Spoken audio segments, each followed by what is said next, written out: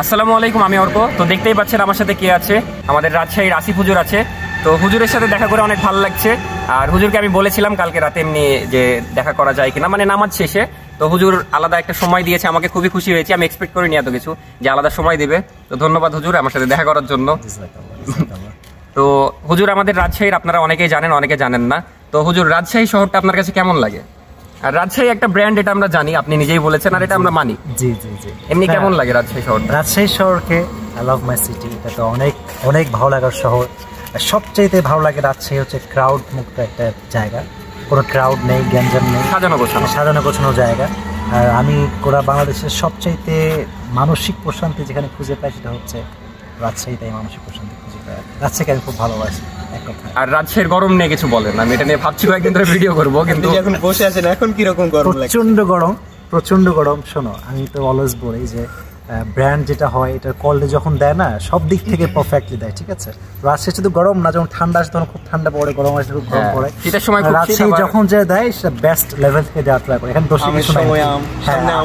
সব দিক থেকে, যেমন এখন দুপুরবেলা আছি, একদম এখানে বসে থাকাও যাচ্ছে না, এত তাও সিএনবি জায়গাটা এত সুন্দর ছায়া দিচ্ছে আমাদেরকে। তো সিএনবি জায়গাটা এদিক থেকে অনেক সুন্দর। তবে আসি, তোমার কি বল? অর্ক, তোমার নাম তো অর্ক, তাই না? তোমাকে সবাই আমাকে চিনেন, অর্কই বলে, আমাকে চিনেন, এটাই আমার কাছে অনেক বড় পাওয়া। আর অর্ক খুব ভালো ছেলে, এবং আমি সবসময় অর্ককে দেখি খুব ভালো ছেলে, মাশাআল্লাহ। তুমি সবচেয়ে বেশি কাজ করবা রাজশাহীকে নিয়ে, রাজশাহীর পরিবেশগুলো। আমি এটাই ট্রাই করি, রাজশাহীকে তুলে ধরার চেষ্টা করি। আর রাজশাহী যদি কখনো কোথাও দেখো যে কোনো অন্য কাজ হচ্ছে যেটা খারাপ কাজ, রাজশাহীর সঙ্গে যায় না, এটাও তুলে ধরবা। মেয়র সাহেব যারা আছে তাদের দেখলে এটা একটা কোনো পদক্ষেপ নিতে পারে। তোমরা যদি অনলাইনে কাজ করো, পজিটিভ কাজ করতে হবে, ভালো ভালো কাজ করতে হবে। রাজশাহী তো অনেক সুনাম আছে, আলহামদুলিল্লাহ, সুনামকে ধরে রাখতে হবে আর কি। অবশ্যই, এটা হচ্ছে ব্যাপার আর কি। তারপরে তোমার কি অবস্থা বলো? আমার ঠিক যাচ্ছে। তারপরে আপডেট তো জানেন ফ্যামিলি সম্পর্কে।